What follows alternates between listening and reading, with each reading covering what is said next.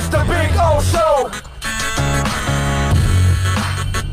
This is the Big O Show. Oh, once again, we're back. Man, we're all over. We're like Sagwa Fair. We're everywhere. We're all over the place, right? It's a beautiful thing. We just finished covering Chris Grier's press conference, the general manager. We talked a lot of quarterback conversations going on. And by the way, Jordan Love having a nice day out here in the morning practice, or I'm sorry, it's so habitual that I keep thinking morning, afternoon, the first practice, okay? Because there is no morning practice. They're both in the afternoons now. So the South team now is out there practicing, and we were downstairs interviewing Chris Grier, the general manager of your Miami Dolphins. He had to address several different topics, and we were there covering it, actually. We're the only electronic media in South Florida. Any cheap radio stations going to send their people out here? No, I don't think they're going to spend a penny. But we are spending the money to be here. We are proud of our great sponsors for helping us, making it happen. So we appreciate them. And here is Chris Grier's press conference. I wanted to ask you about evaluating the quarterback position. And I'm sure you've been asked this version or a similar version, but I wrote down, how do you personally weigh arm strength, mobility, things like that, versus intangibles like presence and leadership skills? I think when you're talking about the quarterback position, it's a lot of the intangibles are what separates a lot of guys, because you hear stories now, even when they talk about, like I said, Tom Brady coming out didn't have great arm strength, or, Drew Brees, but those guys are some of the all-time best to ever play the game. So you look at everything, everyone's skill set at the end of the day.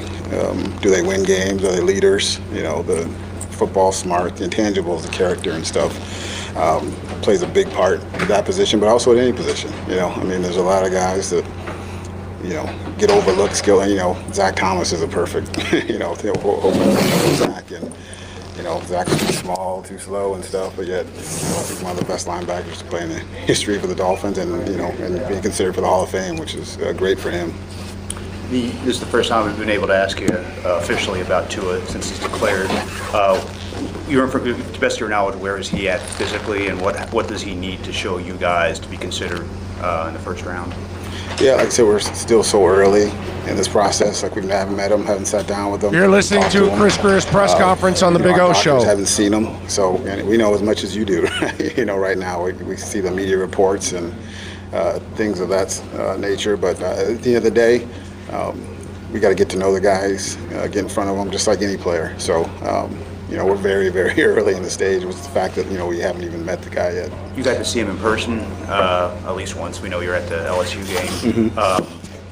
What were your thoughts on him from purely a football standpoint? Not taking into account the health, but the way he throws the football and runs an offense. Yeah, it's the way people talk. He's been a winner. I think the fact that he, won the Elite 11, then goes to Alabama, has the, kind of the storybook coming off the bench, winning the national championship, and so everyone always talks about his accuracy, et cetera, and they talk about the, the person as well, the intangibles that we talked about. So, yeah, looking forward to get to meet him, just like a lot of players. There's a lot of good players in this draft, and even some other quarterbacks he's competing with for. So looking forward to the next couple months. How important is the ability to get to evaluate these guys at the Senior Bowl, to see the Herberts, the Loves, and to get to meet them? And what are you looking for during this week from them? Yeah, I think, for us, it's always that first step. This is the first meeting. You can actually sit down and talk to them and kind of begin to figure out who they are and what makes them tick. In terms of practice, it's the competition. I love the fact, Herbert and Love and those guys have come down here to compete, just like in the past when, Baker and Josh Allen, those guys all came down. So that's the thing, you get to see them in a competitive situation.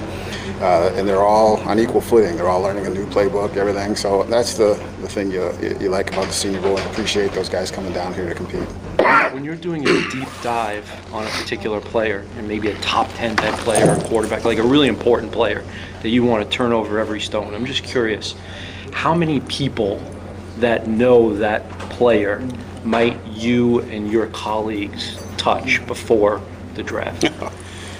I couldn't give you a number, but it goes back well into their past as well. You know, not just the coaches and their college coaches, high school coaches, and people that know the player through family members. I mean, you'll get people reaching out to you too, but especially the high-profile players. You know, and so it's a very interesting case study, and you know, it'll be. Someday, I'm sure someone will write a book on it and talk about, you know, their background and how they found some player and the work they did. But no, we'll have many people that will have or have had contact with, you know, those players over the years. Where do things stand with Ryan Fitzpatrick? Yeah, no, I mean, fully expect Ryan to be back and play, and he did a great job. You know, the things he did with the young players too in the locker room, his leadership, and just his enthusiasm. Yeah, I mean, you guys saw him how he is and carries himself. So he did a great job for us. I want to ask you about the coaching staff and the changes to the coaching staff. Obviously, you guys build a team that caters to the talent that Brian Flores and his coaching staff wants to coach. Right.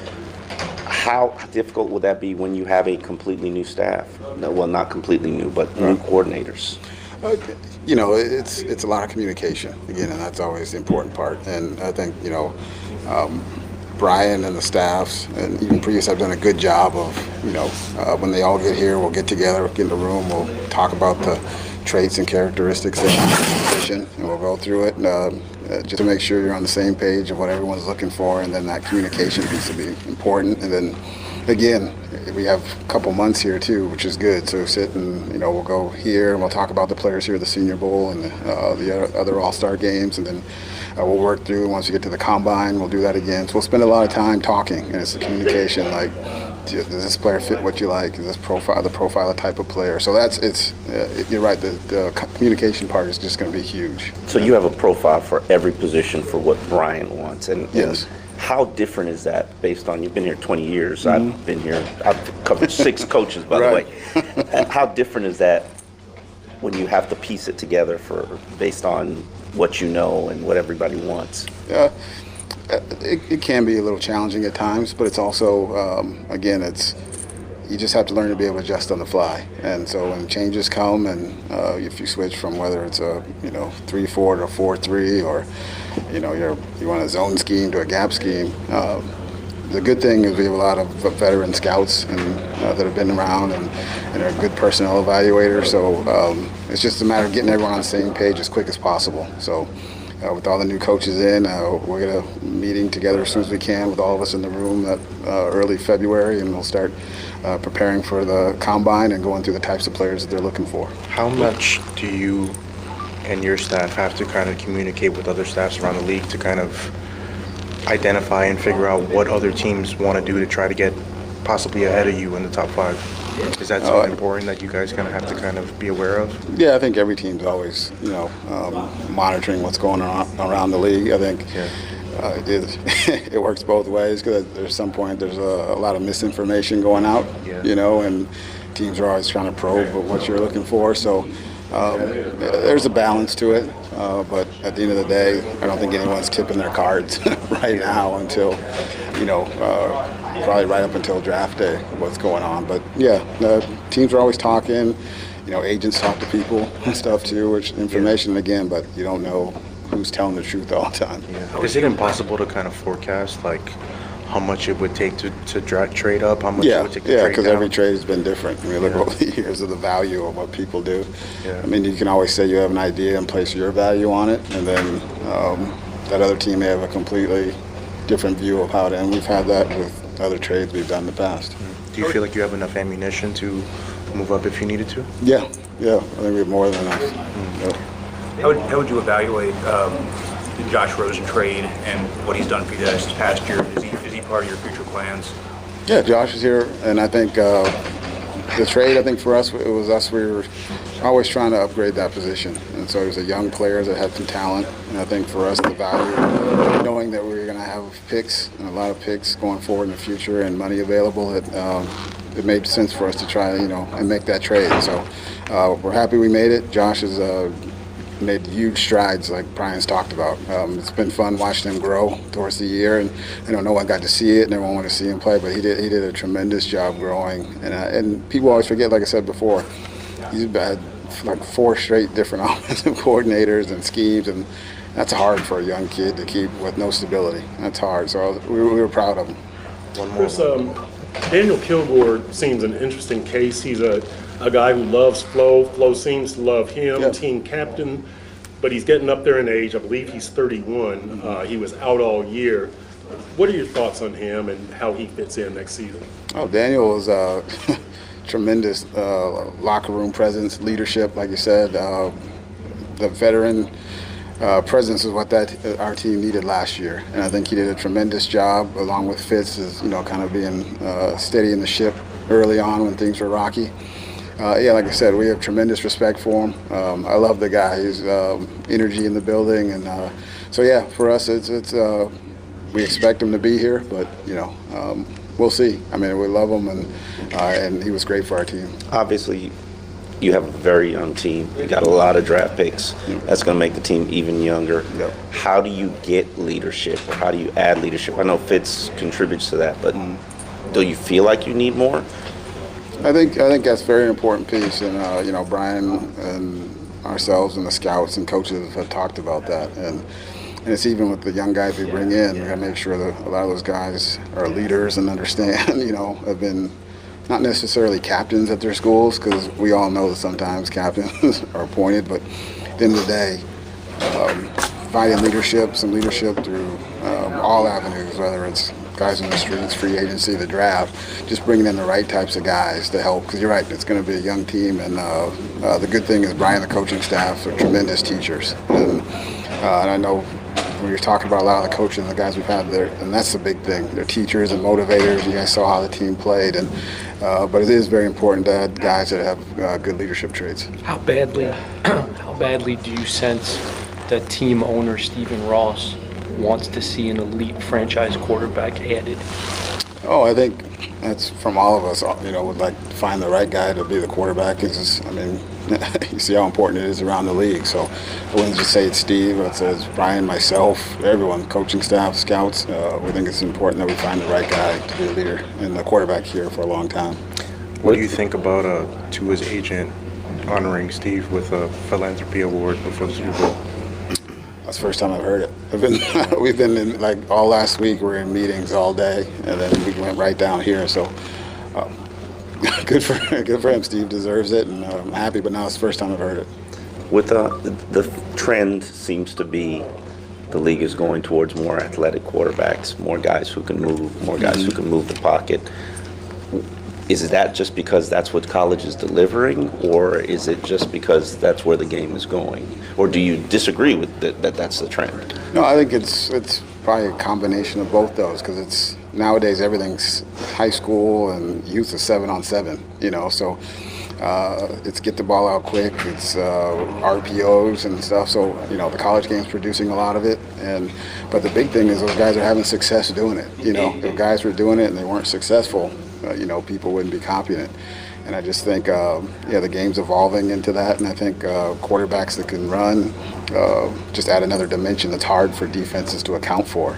So it's kind of an exciting trend to see that, the game moving that way, and giving more guys that in the past you probably, not ignored, but probably, like, oh, he'll be okay. And so, it's an exciting thing for football and football fans. Are you a fan of a quarterback running 150, 200 times a year?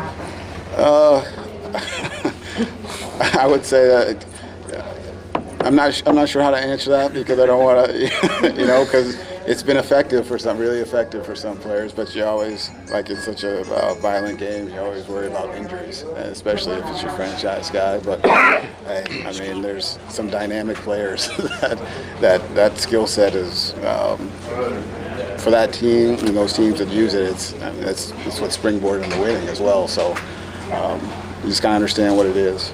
Since Let's do a Gase, couple since Gase more, was guys. fired and you were appointed as GM, the Dolphins, Tua has been linked to the Dolphins since that point.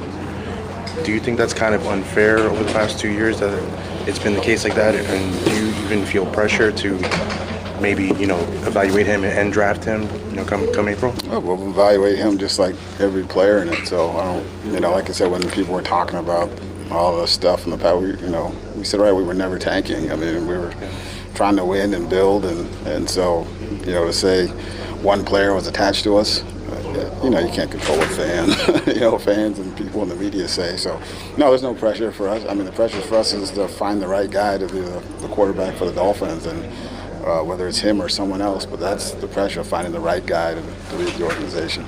Some of the One more players- than Perk. One more than Perk.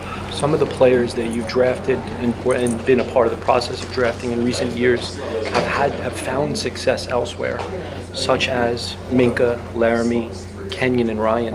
I have not had a chance to ask you this. What is it like for you? How do you process that as positive, negative? I'm just not sure how you process it. No, it's at the end of the day, we did what was best for the Miami Dolphins, and so we always wish those guys success when they go on. But I've been so focused on trying to get here to build a winner here for us that happy for them. But at the end of the day, I don't spend a lot of time worrying because there's just a lot of work to be done here. Chris, I'm doing a story on Super Bowl memories, non-game related Super Bowl memories. What comes to mind with any of yours, whether it was a breakfast with the family or meeting with a different player, anything along those lines? The Super Bowl, well, I said the last Super Bowl that I was in was we lost to Green Bay when I was in New England.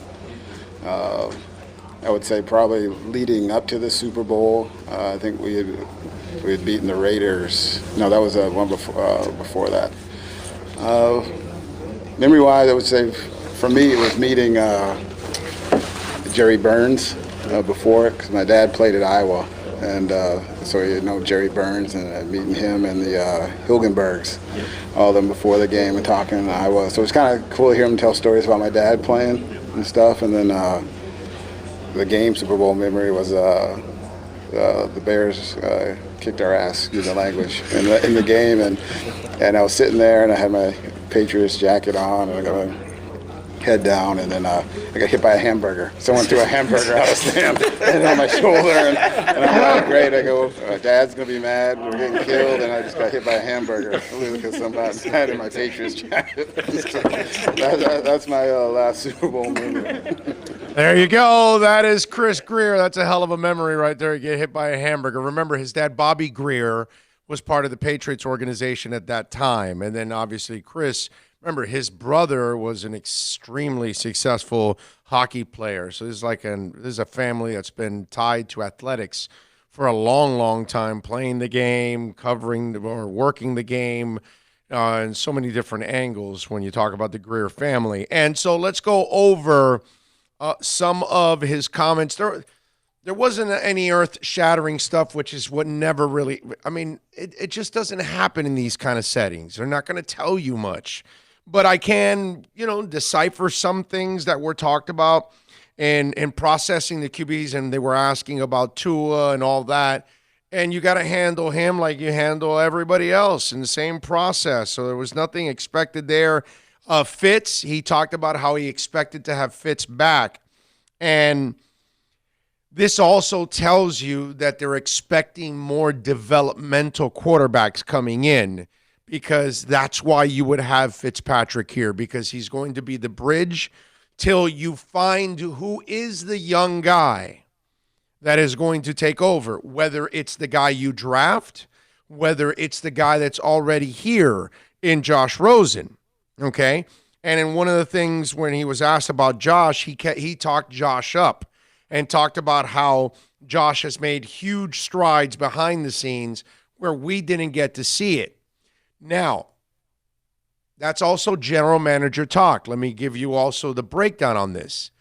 That's also him selling Josh Rosen to whoever wants to listen.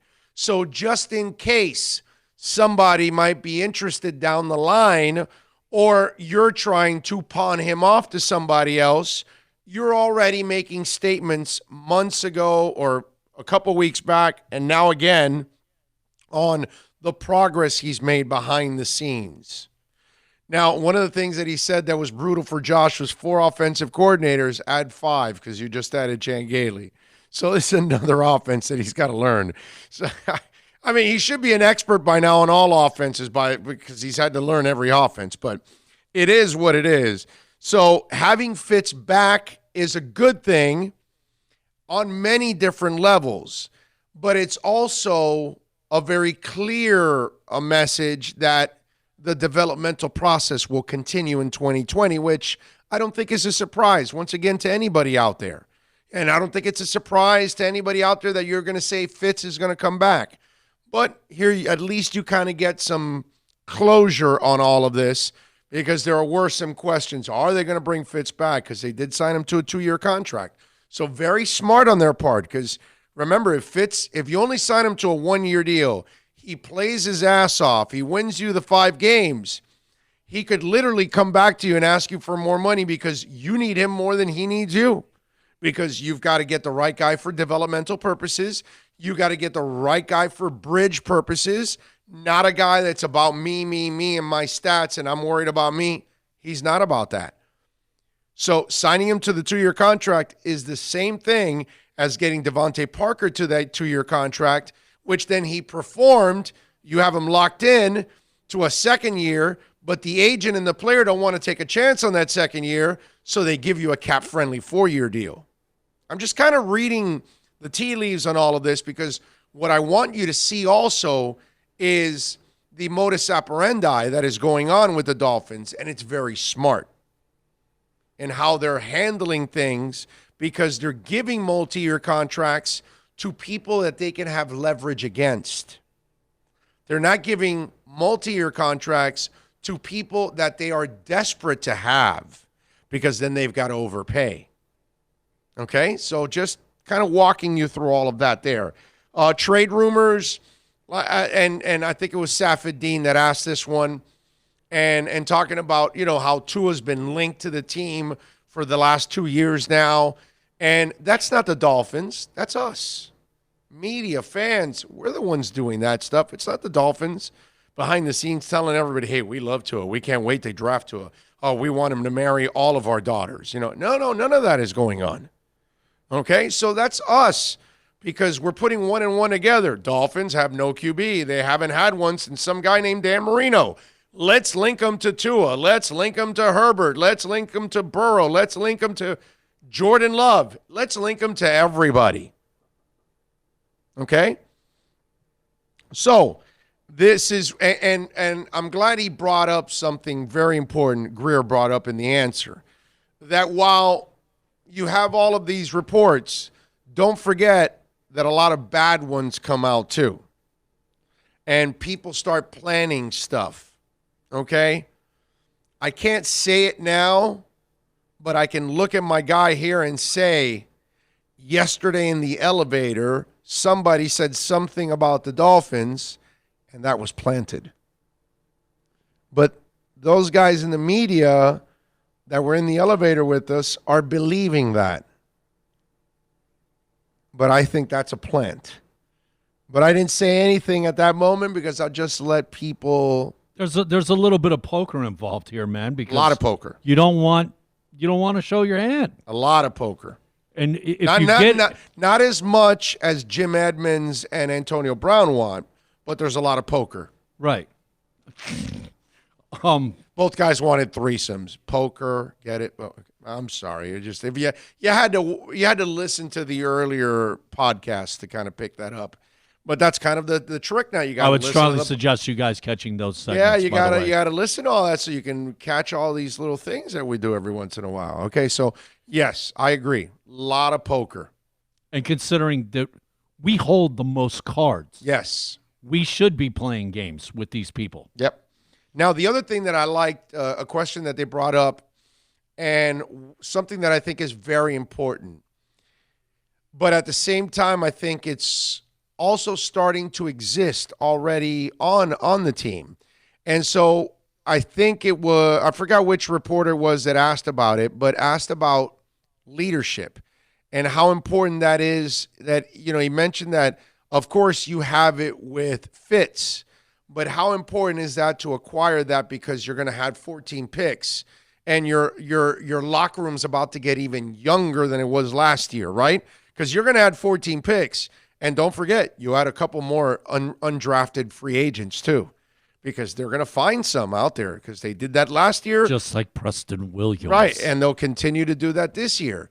But, and one of the things Chris Grier talked about in that press conference is that they're going to go over those conversations about leadership. Now, here's what I would tell you, which is very important, that you have those conversations, that you draft players that have some leadership qualities to them. I think Christian Wilkins is one of those kind of guys that has leadership qualities to him, and I think he can develop into one of those kind of leaders for you on this football team. Those are kind of the guys. Davin Godchow, both of the defensive tackles, I think, can bring a lot of leadership.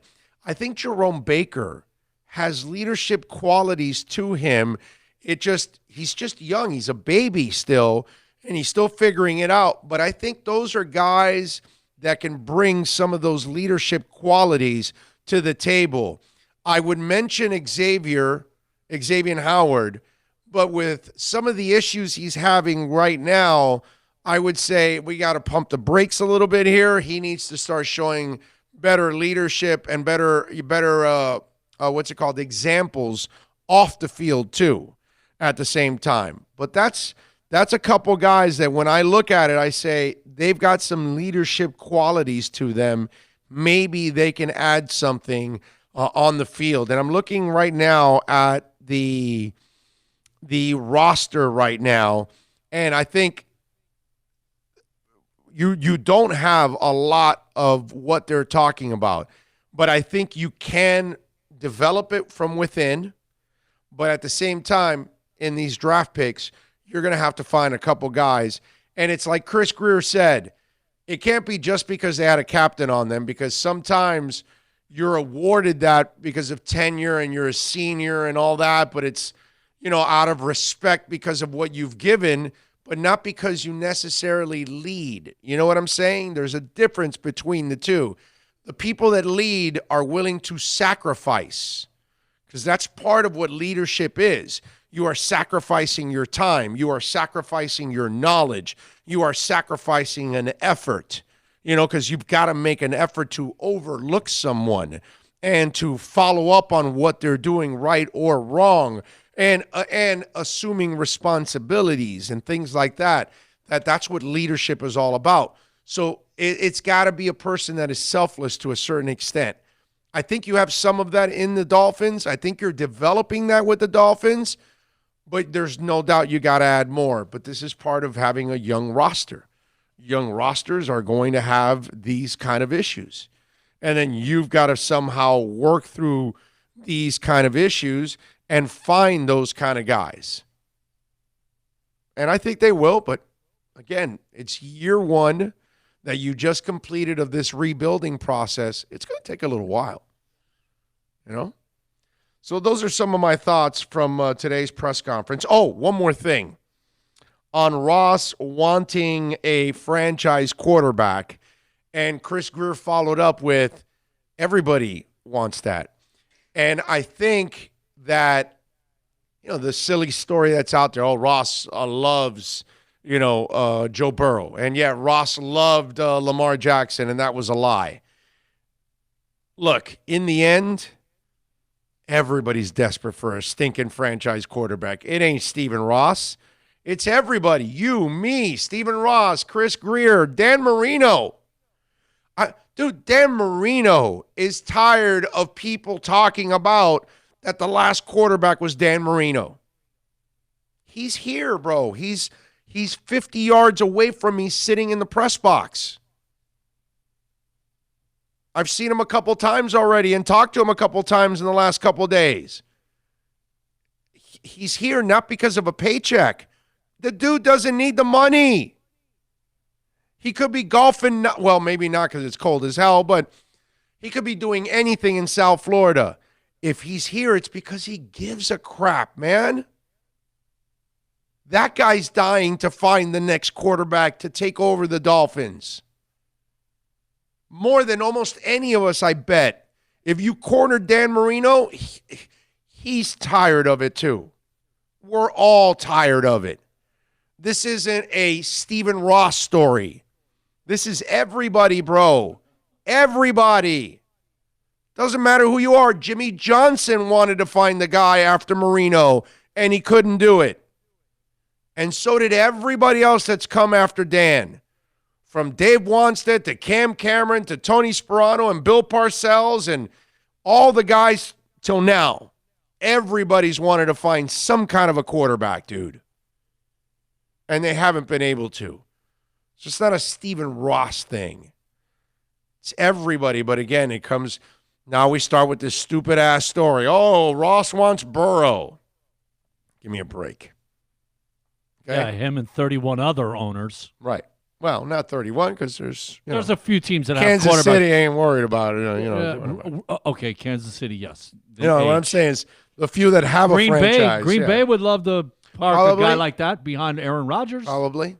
Although that would piss Aaron Rodgers off right now at this point.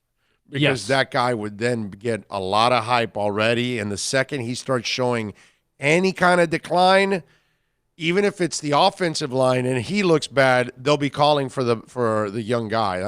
That's why I say the whole Andy Dalton situation in Cincinnati. Not that I'm here to defend Andy Dalton. I'm just saying in Cincinnati, if you bring on the young guy and you start Dalton, it's going to be the worst year of Dalton's life, having to deal with all of that crap. And eventually he ends on the bench because it's what happened to Eli Manning. Eli was showing all the breakdowns, and they went and drafted the kid, and right away they were clamoring for the kid and wanted Eli out. And then you're disrespect, and that's a guy that won 2 Super Bowls. I was just going to say. 2 Super Bowls. We're not talking and Andy MVPs. Dalton. Yeah, we're not talking Dalton. I mean, Pop Gun Dalton is nothing. He's done nothing there. He's done as much as that team can help carry him because, again, Dalton's one of those guys. You need the perfect situation. Seen those guys enough. Go Gators says afternoon. Afternoon, Go Gators. Don't forget to give us a thumbs up here on the broadcast. And Nico says he didn't mention Josh Rosen when he was asked about finding a future QB. He talked about Josh Rosen in that press conference and bragged about how he had improved and everything drastically. Also, the whole narrative of, he's had to learn 3 different offenses is such BS. Either you can find the open receiver or you can. Either you can avoid the rush or you can't. I can't argue with any of that. Dougie Fresh, 2-a-days. Is Coach Shula your boss? Thank you, and I'm so glad that you mentioned the qualities of leadership. Remember, that year we drafted tons of team captains. That doesn't make a leader. Oh, yeah. Yeah, I remember.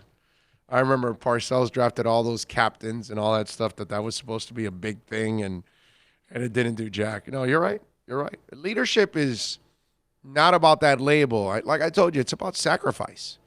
Every leader sacrifices. You have to, man. You have to. It's the only way that people around you get better is because you sacrificed your knowledge. You sacrificed your time.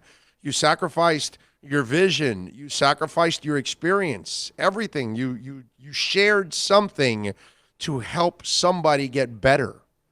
There's nothing wrong with that. That is great. And it's a quality that all of us should have flat out as just being humans, and having that kind of patience and being able to assist others and helping them get along and get by. I think it's really, really important because it makes all of us better, whether we're talking about a family, a football team, or a society. Doesn't matter. Down there in South Florida, we're seeing it, man. Jimmy Butler. Right, yes. Jimmy Butler. Yes, very selfless. Great example, exceptional example. Maybe the best example in South Florida right now for athletes, it might be Jimmy Butler. Yeah, I would have to go with that one. That would be the top guy in my book right now, the way he has embraced his role as the leader of the team, not just the scoring leader or assist leader or rebound leader. No. Leader of the team. Yeah, that's a great example there. So that is the Chris Grier press conference. Once again, we're going to wrap it up again, okay? If we get any interviews here after the afternoons or the second practice is done, we can give you a little look-see. There you go. See? Sky's got a little more gray now. Who knows? But there you go. Oh, yeah, we're on the countdown. We're the under South 12 team. hours for the skies to open up and start a deluge. Yep. South team is there, as you can see. Okay? They are practicing. We are here for you, and we are going to wrap it up. We'll take a break. We will come back in a little while. Hopefully, we'll have an interview or two for you from some of the guys that are getting off the field here on the South team. Maybe we'll get isn't this Justin Herbert's thing? Yes, he is out there running around. I think he's number 10 right there. There you go. So he's gonna throw a pass. Let's see. Yep. So there you go. Intercepted. No, it's a joke. I don't believe me. I was just screwing around. He hasn't even thrown the pass yet. Anyway, we will see you later. Thank you, as always, for tuning in here on the Big O Show.